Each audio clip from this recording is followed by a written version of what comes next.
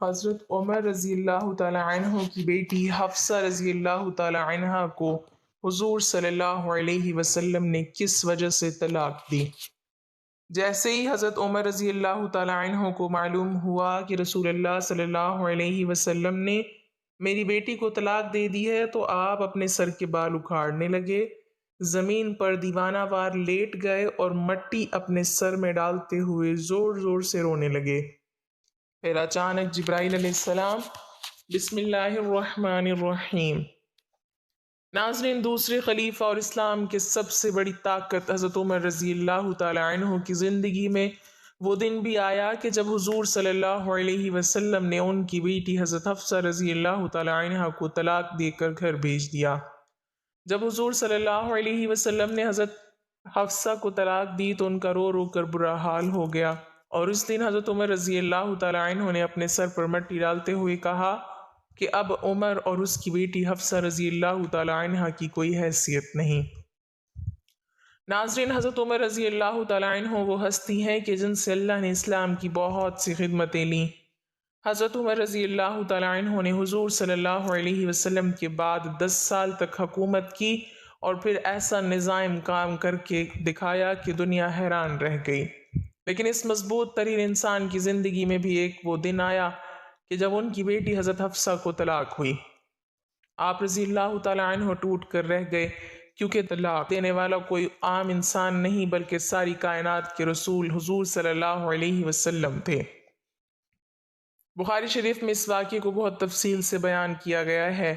حضرت عمر رضی اللہ تعالی عنہ خود ہی فرماتے ہیں کہ یہ ان دنوں کی بات ہے کہ جب میں مدینے کے باہر اوالی میں رہتا تھا، میرے سبھی گھر والے وہیں آباد تھے۔ حضور صلی اللہ علیہ وسلم کا گھر ہمارے گھر سے کافی دور تھا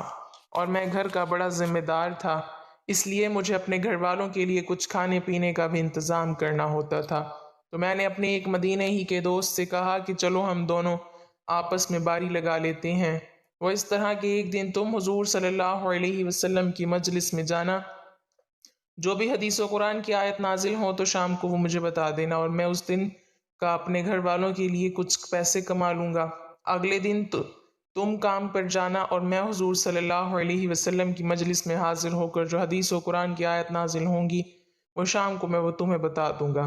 حضرت عمر رضی اللہ تعالی عنہ فرماتے ہیں کہ ہم دونوں کی اسی طرح باری چلتی رہی۔ ایک دن کی بات ہے کہ اچانک رات کے وقت میرا وہ ساتھی میرے گھر کے دروازے پر آ کر دروازہ کھٹکھٹانے لگا۔ وہ اتنی زور زور سے دروازہ کھٹکھٹا رہا تھا کہ میں ڈر گیا کہ آخر کیا معاملہ پیش آ گیا ہے۔ مجھے تو لگا کہ شاید پاس کے یہودیوں نے مدینے پر حملہ کر دیا ہے، اس لیے میں نے جلدی سے اٹھ کر دروازہ کھولا تو میرا وہ ساتھی بہت زیادہ گھبرایا ہوا تھا۔ مجھے دیکھتے ہی کہنے لگا کہ اے عمر، بہت بڑا حادثہ پیش آ گیا۔ تو میں نے گھبرا کر پوچھا کہ کیا یہودیوں نے مدینے پر حملہ بول دیا ہے؟ تو اس نے جواب دیا کہ نہیں، اس سے بھی بڑا معاملہ پیش آ گیا۔ تو میں نے کہا کہ پھر بتاؤ کیا ہوا؟ تو اس نے کہا کہ اے عمر، حضور صلی اللہ علیہ وسلم نے اپنی تمام بیویوں کو طلاق دے دی۔ ناظرین، جیسا کہ آپ کو پتہ ہے کہ حضرت ابوبکر اور عمر رضی اللہ عنہم دونوں حضرات حضور صلی اللہ علیہ وسلم کے سسر تھے، اور ان دونوں کی بیٹیاں حضور صلی اللہ علیہ وسلم کی بیویاں تھیں۔ حضرت ابوبکر صدیق رضی اللہ تعالی عنہ کی بیٹی کا نام حضرت عائشہ رضی اللہ تعالی عنہ تھا، جو کہ حضور صلی اللہ علیہ وسلم کی سب سے زیادہ چہیتی بیوی تھیں، اور حضرت عمر رضی اللہ تعالی عنہ کی بیٹی کا نام حضرت حفصہ رضی اللہ تعالی عنہ تھا، جو کہ بہت زیادہ عبادت گزار بندی تھیں کہ اللہ نے بھی ان کی تعریف فرمائی۔ جیسے ہی حضرت عمر رضی اللہ تعالی عنہ کے ساتھی نے آ کر انہیں بتایا کہ حضور صلی اللہ علیہ وسلم نے اپنی تمام بیویوں کو طلاق دے دی ہے، تو حضرت عمر رضی اللہ تعالی عنہ بہت زیادہ گھبرا گئے اور جلدی سے رات ہی میں مدینہ کی طرف دوڑے۔ سب سے پہلے حضرت عمر رضی اللہ تعالی عنہ اپنی بیٹی حضرت حفصہ رضی اللہ تعالی عنہ کے گھر میں گئے۔ وہ اکیلی بیٹھی رو رہی تھیں۔ حضرت عمر رضی اللہ تعالی عنہ نے انہیں دیکھتے ہی کہا کہ اے حفصہ، کیا حضور صلی اللہ علیہ وسلم نے تمہیں طلاق دے دی ہے؟ تو حضرت حفصہ نے جواب دیا کہ مجھے معلوم نہیں، بس حضور صلی اللہ علیہ وسلم ہم سبھی سے ناراض ہو کر اوپر کمرے میں چلے گئے ہیں اور کسی سے بات نہیں کر رہے۔ یہ سن کر حضرت عمر رضی اللہ تعالی عنہ نے اپنی بیٹی حضرت حفصہ رضی اللہ تعالی عنہ کو زور سے جھٹکا دیا اور غصے میں کہنے لگے کہ کیا میں نے تم سے پہلے بھی منع نہیں کیا تھا کہ حضور صلی اللہ علیہ وسلم کا کسی بھی چیز میں جواب نہ دینا، کسی بھی چیز کی ضرورت ہو تو مجھ سے کہنا، آخر تم لوگ حضور صلی اللہ علیہ وسلم سے کیوں لڑتی ہو؟ اس کے بعد حضرت عمر رضی اللہ تعالیٰ عنہ مسجد نبوی میں گئے تو دیکھا کہ بہت سے صحابہ اکرام ممبر کے پاس خاموش بیٹھے تھے، اور ان میں سے کچھ لوگ تو بیٹھے رو رہے تھے۔ تو حضرت عمر رضی اللہ تعالیٰ عنہ یہ منظر دیکھ کر بہت پریشان ہوئے، اور پھر حضور صلی اللہ علیہ وسلم کے دروازے پر جا کر دستک دی،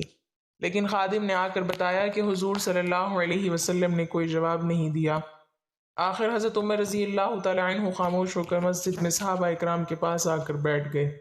لیکن اندر سے دل بے چین تھا، اس لیے پھر سے اٹھے اور خادم سے جا کر کہا کہ حضور صلی اللہ علیہ وسلم سے کہو کہ عمر آپ سے ملنا چاہتے ہیں۔ خادم اندر گیا، لیکن حضور صلی اللہ علیہ وسلم نے اجازت نہ دی۔ حضرت عمر رضی اللہ تعالیٰ عنہ پھر سے صحابہ اکرام کے پاس آ کر بیٹھ گئے،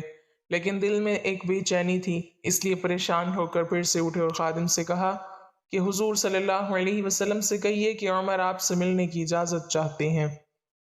تو خادم نے واپس آ کر جواب دیا کہ حضور صلی اللہ علیہ وسلم نے آپ کو اجازت نہیں دی ہے۔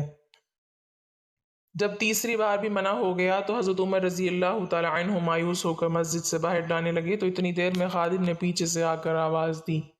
کہ اے عمر، حضور صلی اللہ علیہ وسلم تمہیں حجرے میں بلا رہے ہیں۔ تو یہ سن کر حضرت عمر رضی اللہ تعالیٰ عنہ بہت خوش ہوئے اور جلدی سے حضور صلی اللہ علیہ وسلم کے پاس حجرے میں پہنچے۔ تو حضرت عمر رضی اللہ تعالیٰ عنہ فرماتے ہیں کہ حجرے میں جاتے ہی میں نے حضور پاک صلی اللہ علیہ وسلم کی سادگی کا یہ عالم دیکھا کہ آپ صلی اللہ علیہ وسلم زمین پر کھجور کے پرانی چٹائی بچھا کر لیٹے ہوئے تھے، کمرے کے ایک کونے میں پانی کا گھڑا رکھا تھا۔ حضرت عمر رضی اللہ تعالیٰ عنہ نے جاتے ہی محسوس کیا کہ حضور صلی اللہ علیہ وسلم بہت خاموش اور پریشان ہیں، تو سوچا کہ کچھ مذاق کی بات کر کے پہلے حضور صلی اللہ علیہ وسلم کا دل خوش کر دیا جائے۔ تو حضرت عمر رضی اللہ تعالیٰ عنہ نے کہا کہ اے اللہ کے رسول صلی اللہ علیہ وسلم، میں اپنی بیٹی حفصہ کے گھر گیا تو میں نے اسے ایسے ایسے پکڑ کر گھسیٹا۔